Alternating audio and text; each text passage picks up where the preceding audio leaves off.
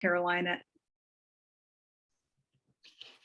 in Virginia, South Carolina, and Missouri. I've been supported by others who've long been doing this work.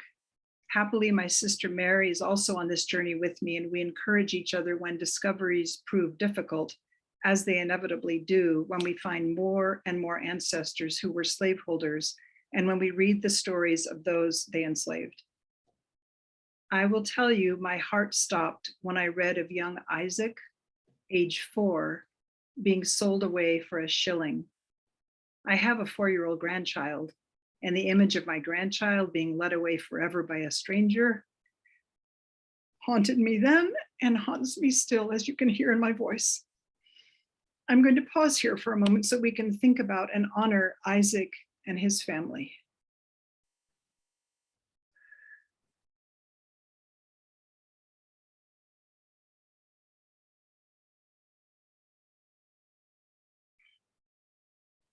Growing up, I was well aware that my family was related to Robert E. Lee.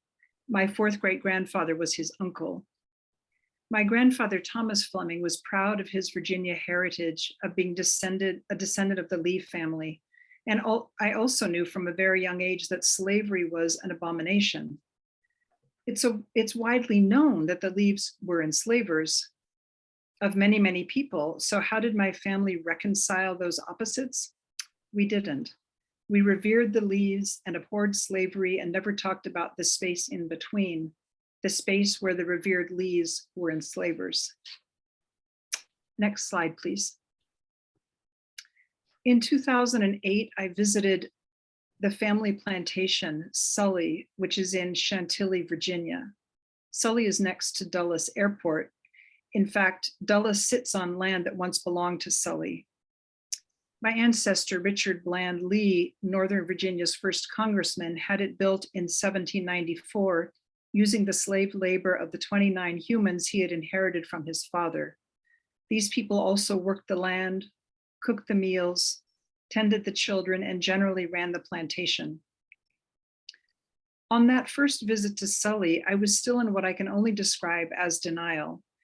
When the staff at Sully opened the door to me and introduced myself, they called out excitedly to other staffers, "There's a Lee in the house." I felt pride in my connection to these historic ancestors and was moved to see my ancestor's eyeglasses sitting on his desk. It was such a personal item.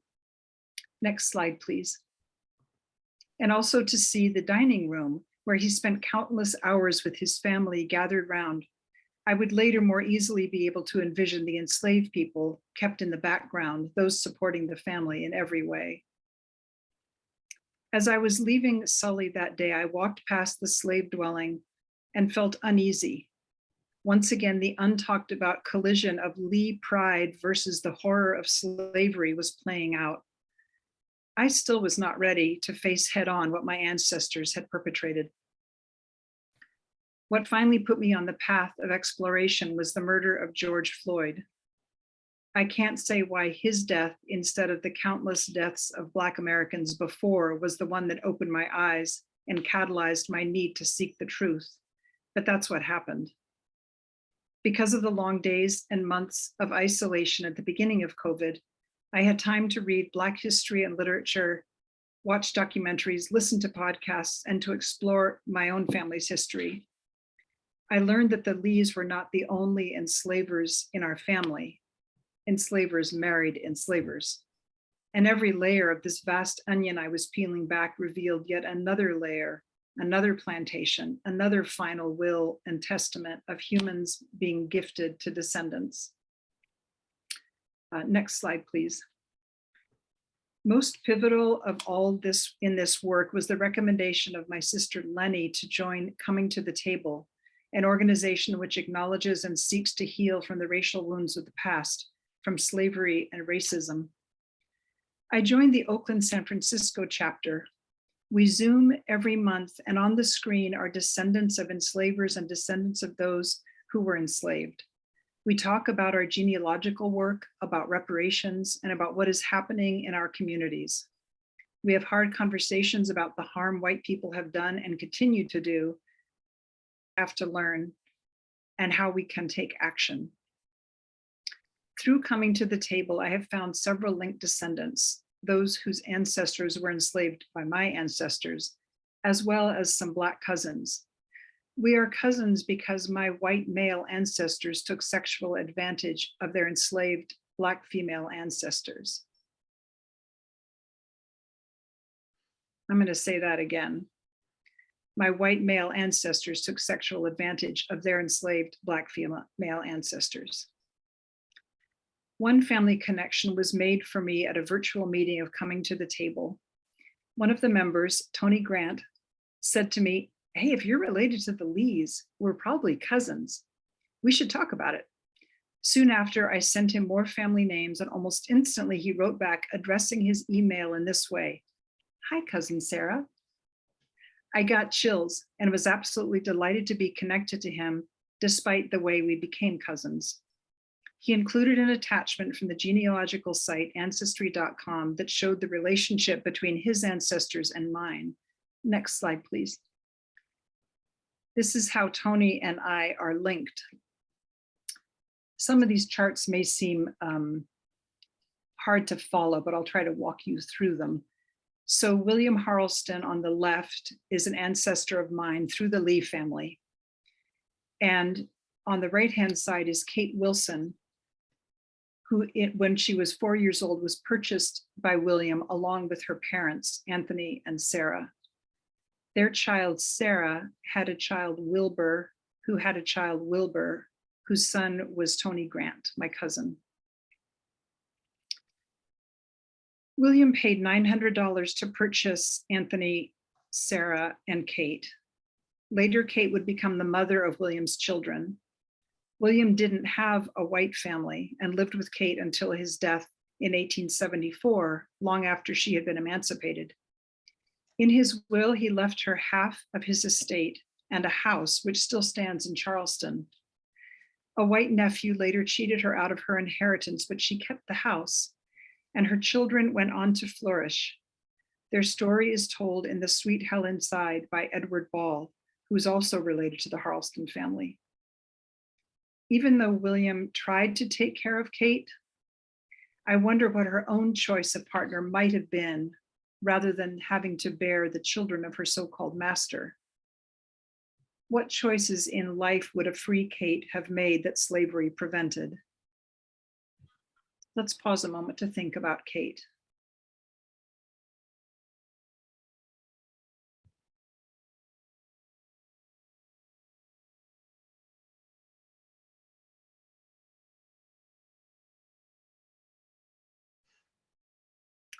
Cousin Tony, descended from Kate Harleston, helps me with genealogy, or Kate Wilson, I should say, helps me with genealogy. He came to my grandson's baseball game, he used to be an umpire, and chatted with my son. He was also a great help in showing me that my guilt and shame over my ancestors' sins was not necessary. He told me he did not hold me responsible in any way for their actions. It should not have been his job to free me from those emotions, but that's how it happened, and I'm forever grateful. Next slide, please. Another connection that I have, a linked descendant, linked through slavery, but not through blood as far as I can tell, is Linda. Her fourth great-grandfather, Ludwell, was enslaved at Sully by my fourth great-grandfather, Richard Bland Lee. In 1804, Ludwell made an attempt to free himself. My ancestor posted a runaway ad in a local paper. His escape was described with indignation for his so-called ingratitude on the part of Richard's wife, Elizabeth Collins Lee, my fourth great-grandmother. Elizabeth was born a Quaker in Philadelphia, but contrary to the beliefs of many of her faith, she embraced slavery when she married Richard. In fact, it was Elizabeth's brother, also born a Quaker, who helped to recapture Ludwell. I don't know what happened when Ludwell was returned to Sully. I don't know if he was punished, but it's hard to imagine there were no consequences. Happily, a later document states that Elizabeth freed Ludwell and his family 13 years later in 1817. I write to this linked descendant, Linda, who is Ludwell's descendant, every few months to update her on my latest progress. I'm going to pause here again because this is what happens to me. I get involved in the dates and the names and the facts, all in my head, and the emotion that lies behind the stories gets pushed aside. I find that if I don't honor my body, there are consequences. I awoke at 3 o'clock in the morning, early in my research, having a panic attack as the enormity of my ancestors' deeds finally hit me. I gasped for breath for a few minutes, staring at the ceiling as if awakening from a nightmare. It was all too much. So I want us to take time to check in with our bodies, take a moment to breathe, to close our eyes, to respect our body's need to catch up. How are you feeling? How are these stories hitting you?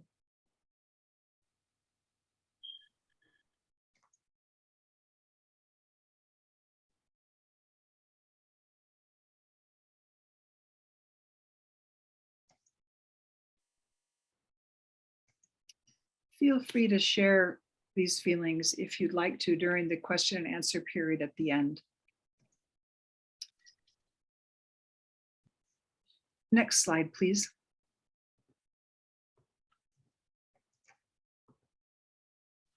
Later in 2021, I returned to Sully Plantation. There were new questions I wanted to ask, as you may imagine. I was greeted by the historian, a different person from my last visit, and she and several others spoke with me. Everyone was friendly but restrained, rather formal, until I explained that I was not there to extol the virtues of my Lee ancestors. Rather, I wanted to learn about the lives of those they had enslaved. There seemed to be a collective sigh of relief as the staff realized I was one of them, for that is their mission as well these days. They spoke of how the docents who lead tours are being retrained to highlight the lives of all who lived at Sully, not just the Lee family. There are also displays with stories about the enslaved of Sully, as well as lists of their names, and I'll show you one of those in a moment. Before I left Sully that day, I walked down to the slave cabin, a reconstruction from the year 2000. And then she left me in peace to spend some time. I needed to be alone to try to grasp something of life at Sully all those years ago. It was 95 degrees with Virginia humidity. The guide had pointed out a snake in the rafters of the quarter, which was waiting for an unsuspecting mouse. So after looking into the crude wooden interior, I stayed outside. Next slide, please.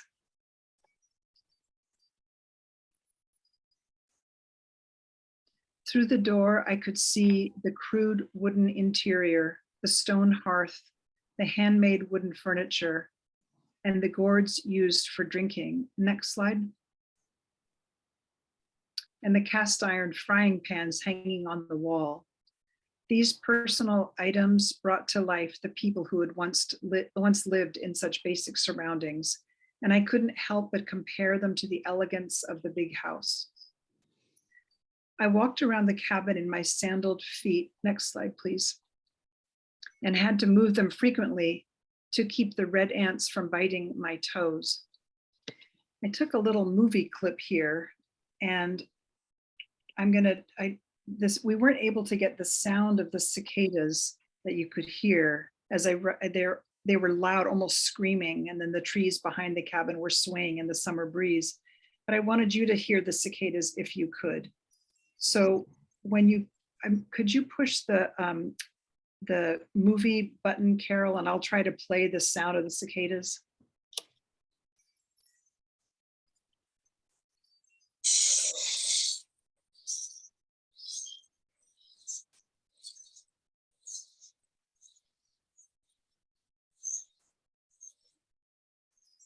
I don't know what that sound came through like for you, but for me, when I was there, it was almost like glass breaking and kind of wave after wave of the cicadas. On such a hot and humid day, crews of Sully slaves would have been in the fields working the crops, or in the kitchen cooking over an open fire, or doing the laundry over open kettles of boiling water. There would have been no respite, no sitting on the porch with a fan until their day was done. Let's close our eyes and listen again to the cicadas, imagining the lives of those who lived at Sully.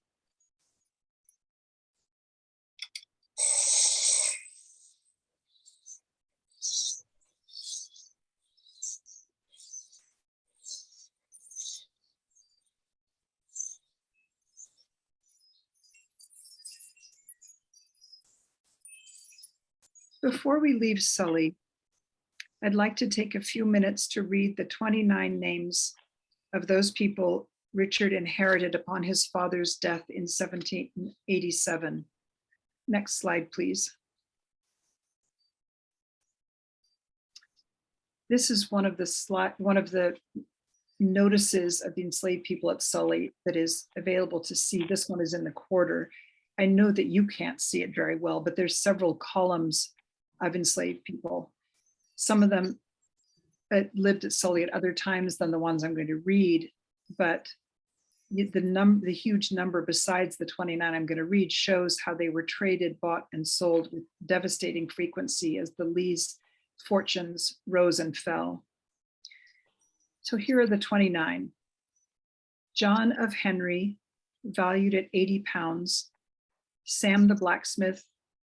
Charles, Pat, Arthur, George of Nell, meaning Nell's son. Simon, Anthony, Tom Sorrell, Let, Prue, Hannah of Hannah, Marjorie, James of Prue, Nancy of Frankie, Nancy of Prue, Henry of Prue, Sally of Prue, Hannah of Let, Maskrell, Will of Frankie, Old Eve, Sam of Pat, Nellie of Millie, Old Hannah, Cain, Old Dewey, said to me be of no value, Anne of Let, and Tarpley. I say their names to remember them. I want to make these names widely available to any Black family that is researching their ancestors. So I post the names online at places like Our Black Ancestry. Enslaved people usually were not given last names until after emancipation when they could choose their own. So genealogy searches for Black families can be very difficult. Excuse me. They also might not have been able to read or write. So while some history was passed down orally, much was lost. They also did not have the luxury of time to record their lives, nor safe places to store records. As a white person with old family papers and information about ancestors going back hundreds of years, I need to share what I have. Next slide, please. The last linked descendant I want to tell you about is Stephen Hammond, a man who was related to Martha Washington and her grandson, George Washington Parke Custis, and descended from the Syphax family, many of whom were enslaved at Arlington House.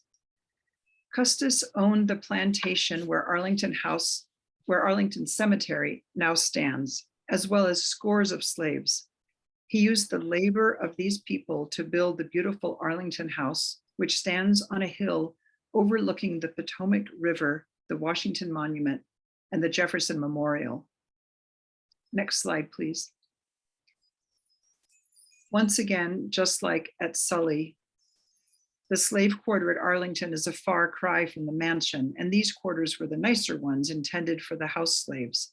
The field hands would have had much cruder lodgings. Next slide, please. As I said before, these may look a little confusing, so I'll try to walk you through them. And I can't remember if I already said, anybody who is attending today will receive next week a PDF of all of these slides in case you're interested in delving further into the information. So as the owner of Arlington, Custis had, Custis, who's right in the middle there, or almost the middle, had a white daughter with his wife. His wife was Mary Lee Fitzhugh, and their white daughter was Mary Anna Randolph on the very far side.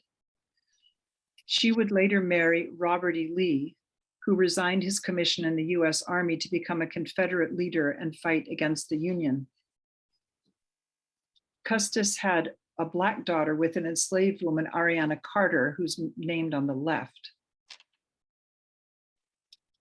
Their daughter, Mariah, married an enslaved man named Charles Syphax. Custis allowed Mariah to be married in the parlor, the same parlor where his white daughter was married some years later. And I wonder if Mariah was tasked with cleaning and polishing the parlor where she was then married. Later, Custis granted Mariah 17 acres of land at the Arlington plantation.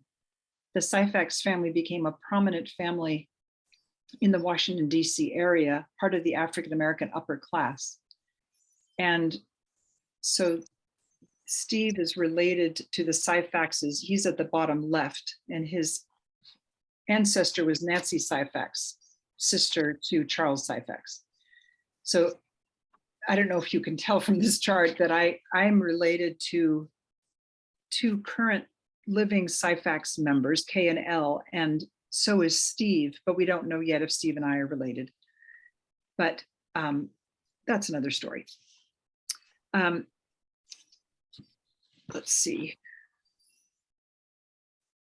Steve lives in Virginia, and he invited me to tour Arlington House with him last June, along with my sister Mary and our third cousin, Henry Rust, all of us descended from the Lee family. When we arrived at Arlington House after driving through the enormous grassy and hilly grounds of the cemetery, we were approached by a park ranger who was showing people to the entrance of the house. Steve, who's on the board of Arlington House, explained that he was descended from the Syphax family that had once been enslaved at Arlington, and we three were descendants of the Lee family, who had been family to the former owners. The ranger's eyes widened as the import of our visit sank in. She looked at all of us for a few minutes and then asked if she could go get her camera. Could she take a photograph to record this moment? Next slide, please. So this is what she saw. Steve Hammond, descended from the Syphaxes, my sister Mary, me, and our cousin Henry.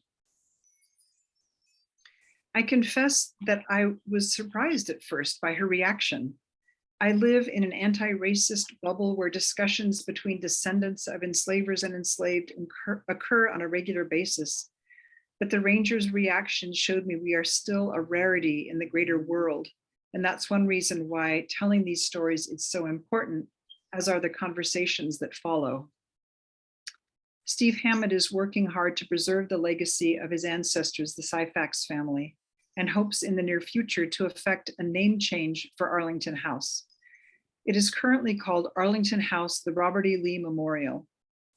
He would like the change to represent all those who lived and labored there, so instead it would be called Arlington House National Historic Site. Steve would also like one day to see a slave quarter added on the grounds of Arlington, a quarter more typical of the ones that field slaves would have slept in. While on this trip, my sister and I also visited Old Town Alexandria, Virginia, where our grandfather was born. We had begun to discover a lot of family enslavers in Alexandria itself. We used census information, the slave schedules of 1850 and 1860, and maps of the shoreline. The maps showed us that two of our married ancestors, Thomas Irwin and Elizabeth Janney, had adjoining wharves on the Potomac, the Irwin Wharf and the Janney Wharf. We are now researching whether they were engaged not only in slavery, but also in slave trading. As I said, the more layers of the onion we peel back, the more dreadful things appear. While in Alexandria, we visited the Stabler Ledbetter Apothecary Museum. The Stabler family were abolitionists who purchased slaves and then freed them, including Syphax family members. Next slide, please. As I was looking at the 1860 census, I made an amazing discovery. In the yellow, which you probably can't see, is the name Turner Dixon, and below is the name Mary, my third great aunt. When censuses are done, as you may or may not know, they're done by neighborhood, and so next door neighbors would show up above and below the Dixon household. Turner Dixon was an enslaver owning 3 people in the 1860 slave schedule. And right above his name, which is hard to see, is Francis Syphax. So a member of this, thank you, a member of the Syphax family was a domestic who had been purchased by the stablers, set free, and was now working for them in their household. And right next door was my enslaving ancestor. I wonder if maybe the abolitionist tendencies rubbed off on him because he freed at least one of his enslaved people in 1862. But maybe I'll never know if they influenced him or not. We have also found other enslavers much closer chronologically to today than those from colonial Virginia. My grandfather's father, also called Thomas, was born in 1851 into a household that had several enslaved people. He died in 1922, 100 years ago, and I wonder if he told stories to my grandfather of those they had enslaved, or was that another family secret, never shared? Next slide, please.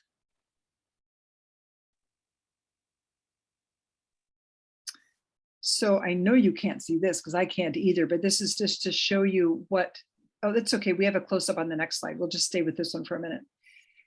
This shows you what comes up when I was searching for my great-grandfather's brother, Thomas Flynn Fleming.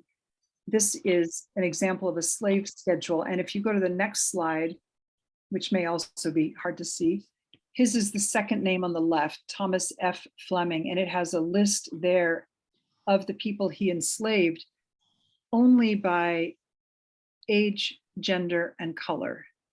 A 42-year-old man, Black, 40-year-old female, mulatto, age 20, male, mulatto, age 20, female, mulatto, age 16, female, mulatto, age 12, male, mulatto, age 35, male, Black.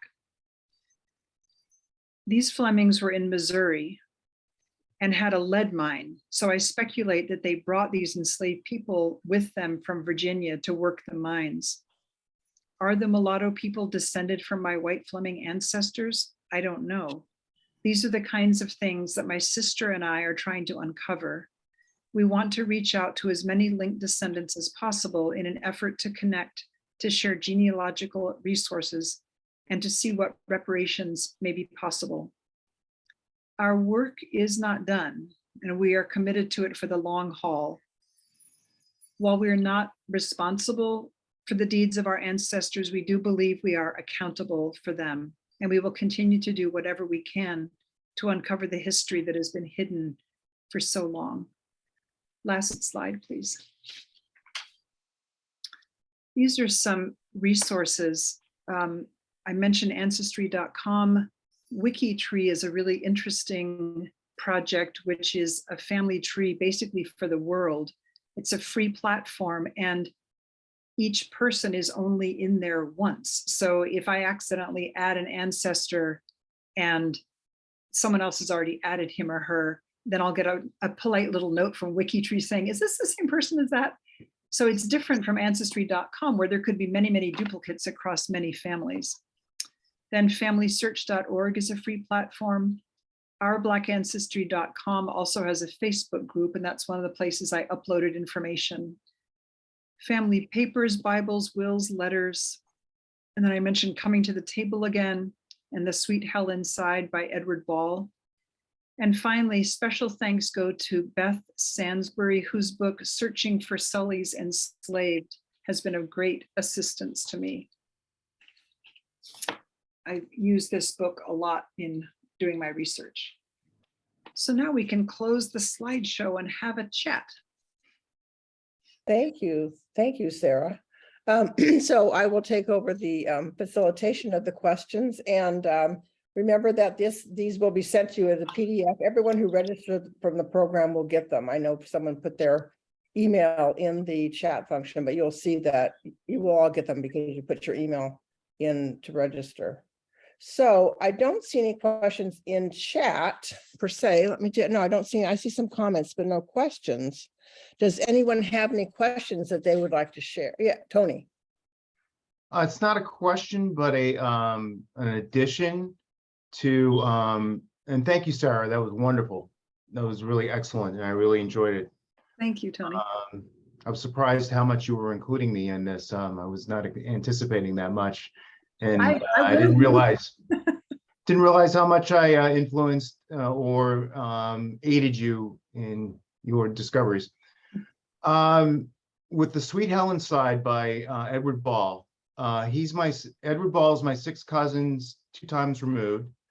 He collaborated heavily with my second cousin, 1 time removed, Edwina Harleston, in order to write that book.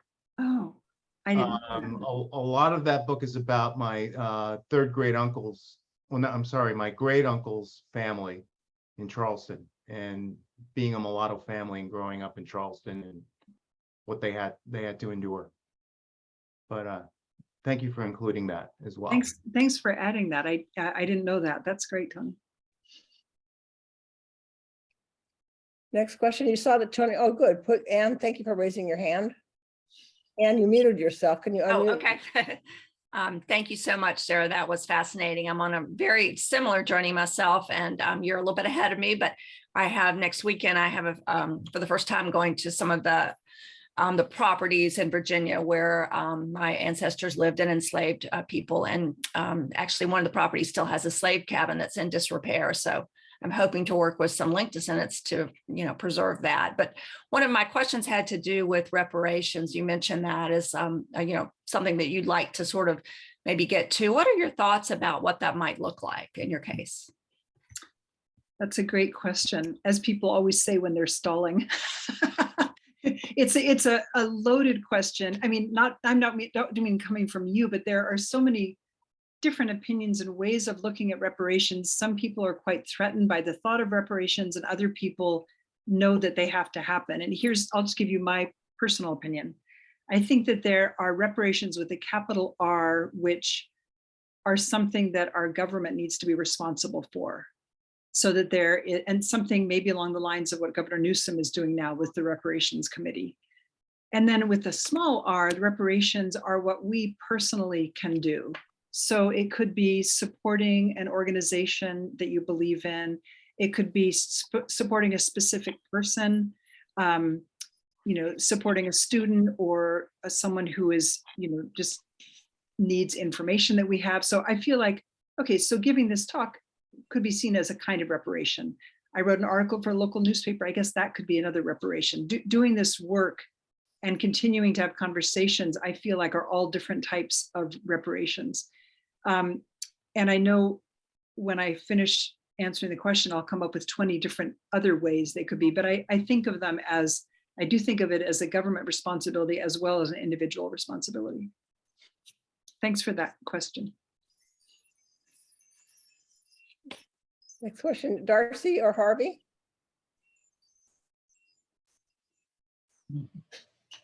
Sarah, I think there were 2 words that you used. I think they were responsibility and accountability. Accountability, I know, was one word. Was responsibility the other one? Can you kind of clarify for me what the difference between those 2 is? Yeah, the way I think of it is, and I have to say, I borrowed that phrase from somebody else. I don't know who it was, but it resonated with me. So I don't feel directly responsible for what my ancestors did. But I feel accountable for the harm that was perpetrated if I have ways that I can help ease that harm. So let's see, how else? I don't know if that explains it any better. Just like the accountable means I can't do nothing, but I don't feel the weight of responsibility. Does that make sense at all? Kind of. Is there anybody else who's doing this work who wants to speak on that topic? Mary. I'm calling on my sister. Yes, I've thought about this a lot. And I am always working to come to terms with my white privilege and what that gives me and my children and my grandchildren in something as basic as education. So one way white people can help is make sure you vote for better schools for all. Because if we can bring everybody up, the whole society will benefit. And if you look into the history of education for Black children, it's abysmal. And my husband and I have tutored children. This is something that we would consider reparations as part of that accountability. And like Sarah said, even though we've gone through that phase of feeling like horror at what our ancestors did, that wasn't us. And we are taking that and we are moving forward. And Sarah mentioned a student. My husband and I have sponsored a college student for 3 years. He's now a senior at Cheney, which is a traditional Black university.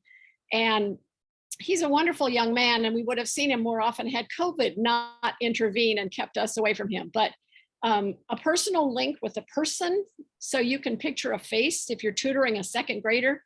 These are wonderful ways that you can make a difference in somebody's life and feel better. Thank you, Marcy. Mary. Any other questions? What about Sarah's invitation to share your emotions if you would like to? We have probably about 10 minutes. If you'd like to share any emotions that came up as she was presenting.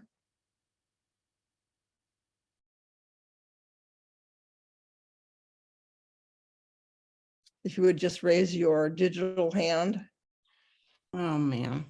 Oh, that's okay. Gayla, I got it. I am so tech. It's okay, Gayla, we got you. Keep speaking. I want to see the hand. Where is the hand? If you go to your, Cynthia, help me out here. So at the bottom of the screen, there's a little icon that says reactions. It's a little smiley face emoji. Isn't that cute? If you click on that, then you get the choices for raising hand. Thank you.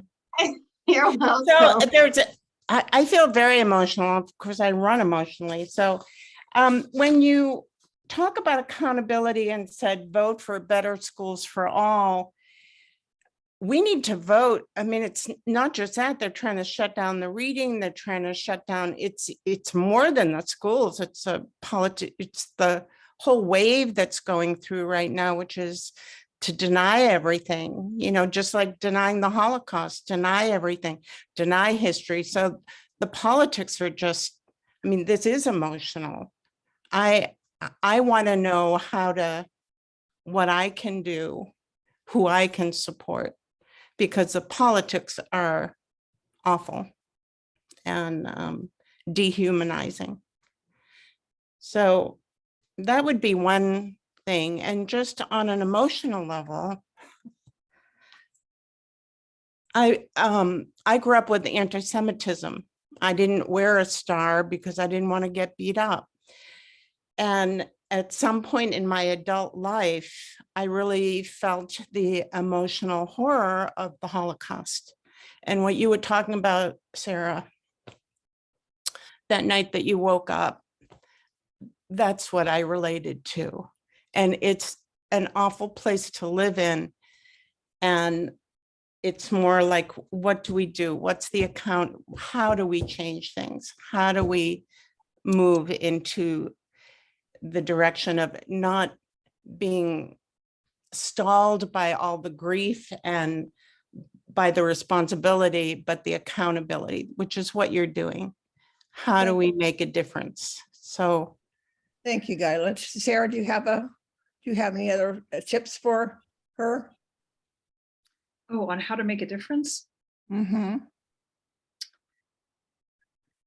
Not really more tips. They're yeah, I mean, I kind of covered what I'm Okay. what I'm immersed in now. And I agree with what's been said about voting and needing to be, you know, responsible and also I think I've been working with a group on communication and how we communicate with each other, and how it's much easier to nudge people in the direction we want to go in if we're not yelling at them or making fun of them or berating them. And so just having the kind of peaceful communication and trying to connect even when it seems like we have nothing to connect on. There's an author named David Campt, C-A-M-P-T, who writes a lot of books about communication. And I'm working on one now with a group that Jean's on this, she's in that group as well. And basically it's we kind of practice, how do you have a conversation that doesn't get charged, a conversation where you're able to connect about something, like, for example, maybe one person is on one complete end of the spectrum on gun control and someone's on the complete other end, but the value you both share is safety. And so you connect on the idea of safety, and then maybe you can have a conversation. So often when I look at social media, people are just writing each other off, and that doesn't accomplish anything. That's wonderful. Thank you, Sarah. So just in the interest of time, so Peggy? We could. Hi, yeah, I unmuted myself. Are we short on time, Marcia? We just I just wanted to make sure we got everybody in who had questions. Okay, well, I think we have until 3:30 if the questions keep going. Yeah. and Okay. Sorry, Sarah, I'm going to have to leave also pretty Oh, quick, yeah, I but I understand. just wanted to say how sad I get when I read your stories and when I hear you speak. And it was lovely today to have you remind me to focus on my body and to keep giving us that time to stop and think of these people. It's so easy to look at, like you said, look at the dates, look at the names, try and be in denial and focused on, you know, just trying to get the data. So I really appreciated that today. And yeah, thank you. Thanks. And keep it up. Thanks for how you support me. Yeah, it's been lovely. Thank you. Okay, bye. Bye, Peggy. So Jean, if you can unmute yourself. There you go. Perfect. So I know Sarah through the anti-racist work that we've been doing over the past year and a half. And I just wanted to say that as we've done this work together, as we learn to appreciate the privilege that we're living with, just simply by being white, whether we understand what our background, our history is or not, the importance of moving beyond guilt, which is non-productive, to some sort of action toward responsibility or accountability or whatever we want to call it. I really admire Sarah for what she's been able to do. She's taken this from an interest that she had in genealogy and is being able to make these connections that are showing her ways she could connect with other people to bring them forward so that we're all working together toward becoming one again. And we have different ways of doing that, but I think understanding that we're on a journey of learning and that all we can do is keep trying to learn to be better and to appreciate what we do have, appreciate in the way, by that I mean, of course, understand what it is that we have. And that opens my eyes to ways that I can share it and not float so much on the privilege that I have. So Sarah, I just wanted to thank you for sharing this. I know we've talked about it quite a bit, but for honestly being brave enough to come forward and share this with all of us and to share the rawness of the emotions that go with it. So thank you. Thanks, Jean. And in response to my first question about the emotions you were feeling that you asked us about, Sarah, before Libby had to sign off, she wrote in, she was feeling grief in the chat function. Yeah. Junko, As I was listening, that one segment on the PBS last week, how much we have to do, because these students at Spelman College were interviewed, and why they chose there instead of the accepted at the Harvard, MIT, and top schools. But they said, here, we don't have to prove. We can pursue our interest, not prove I'm capable. So that's as a society, how much we have to go. And it's kind of, oh.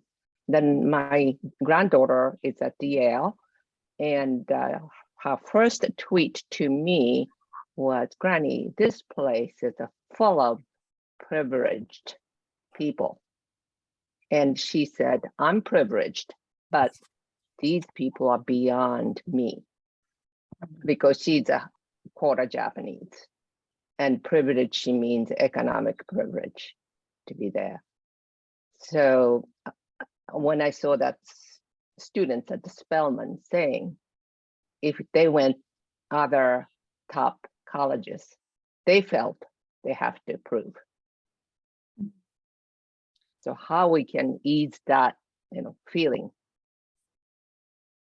As you were speaking, Junko, it reminded me of my mom saying that she loved going to a women's college because she could just relax and be herself and not worry about, competition from the guys.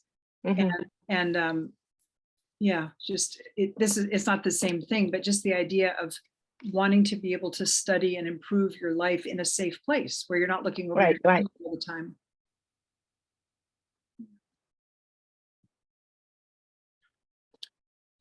Ted, I see you. Oh, you're muted. Sorry, Marcia, I didn't mean to be the MC. no, it's okay. I couldn't- thought I had unmuted myself. I'm on my iPad, so it's not as obvious. I wanted to thank you for all your work you put into this, and with Mary, and also for introducing me to Tony, who I think is a new cousin in my eyes. Yeah, it really resonates with me. Your point about acknowledgement and accountability. And, I really just would want to take a long walk and do some more thinking here, but the personal, bringing it to the personal, the details is what really makes it no longer a statistic or no longer something we can deny. And so I'm really appreciative of that. As you know, my mom wrote this book about Richard Bland Lee, and she grew up, and actually we grew up with this great lie about the Civil War, where we were not, and you helped me, write the bio of my mom on that book jacket, because she was a supporter of civil rights, but she was proud to be related to Robert E. Lee, who should be regarded as a traitor, as should our past president here, Trump. Traitor, no question about it. And elephants in the room if we're not willing to say that. But I really appreciate all of this reaching out to folks and bringing people together. And I hope myself and others in the family can join you more in that pursuit. Thanks, Ted. And I appreciated Ted recently made a what do you call it? Book jacket, a sleeve for the book that his mother had written. And in it, he included information. I can't remember exactly your wording, Ted, but instead of, like, she referred to servants here and there. And I think that you spoke more forcefully about how there were a lot of enslaved people at Sully. So you were kind of bringing the history more up to date with the new book cover. Yeah, I think our grandparents, as civil-minded and civil rights oriented as they may have been, I think they still kind of bought into the the legend that their ancestors must have treated slaves well, you know, the happy slave mythology, which just doesn't ring true if you really think about it. No. Yeah, exactly. Yeah. Junko, is your hand up again, or is that from before? I think you have to lower your hand, Junko. Yeah, perfect. Thank you. Good catch. Oh, I think Was Mary has her hand up. Mary? Oh, Yes, she- I had a couple of thoughts for any male Lee descendants, because so far our cousin Stephen has not been able to find DNA from any male descendants of the Lee family. Sarah and I have both shared our DNA with him, and that helps to a certain extent. And then another thought I had for my Rhodes cousins is, let's all look in our boxes in our basements or our storage. We're trying to find last wills and testaments so that we can find, if possible, names of the people that were gifted or sold to their descendants. So anything like that, because we're all getting old. And I think before that's lost, if we had a family Bible, that would be a just gold mine. So those were my two thoughts. And in fact, one of my cousins recalls my aunt showing her a family Bible with a list of enslaved people's names in it. And I've asked all my cousins, nobody knows where the Bible is, if it's even still around, but that would be a big gift to be able to pass on that information if we could.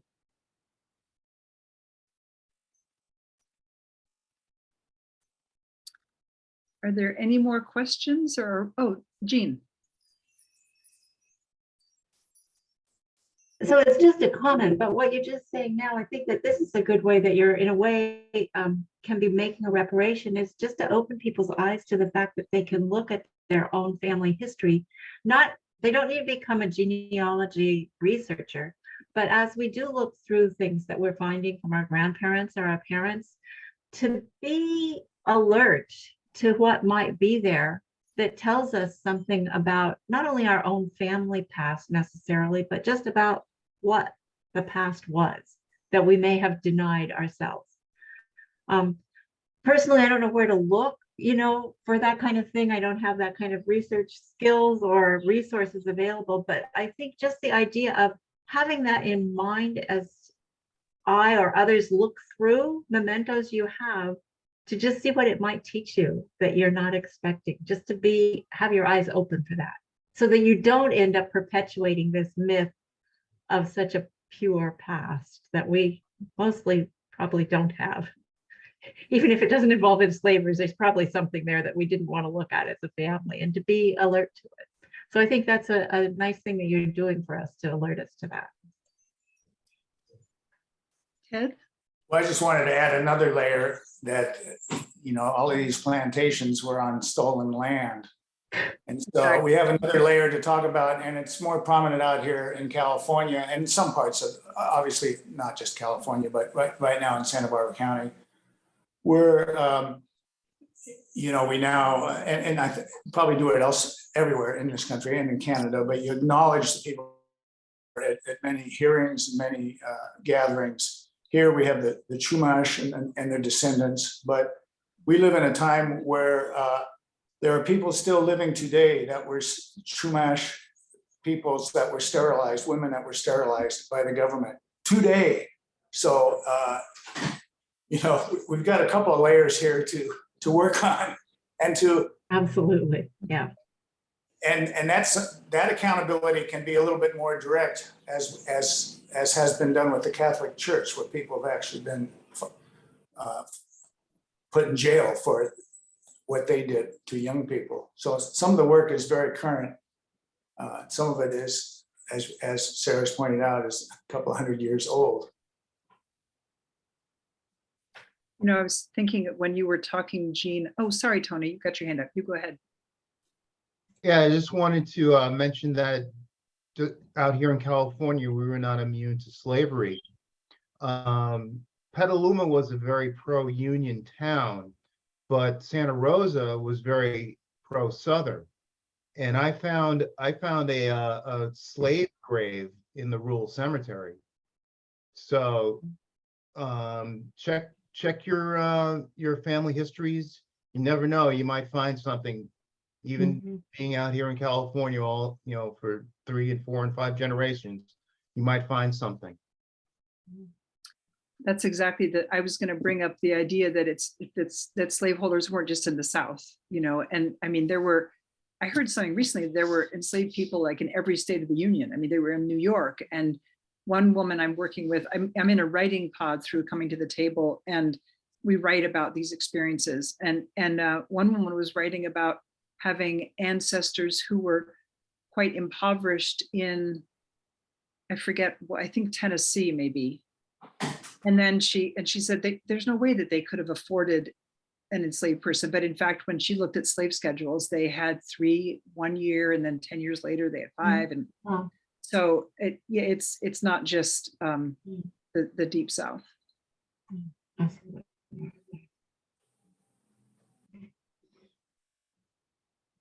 Well, if that's it, I want to say thank you. And I think Marcia has something to say to conclude. I just thank you all so much for coming here, for joining in this conversation. And I was nervous before, but as soon as I saw your faces, it was like, oh, I'm home, I can talk.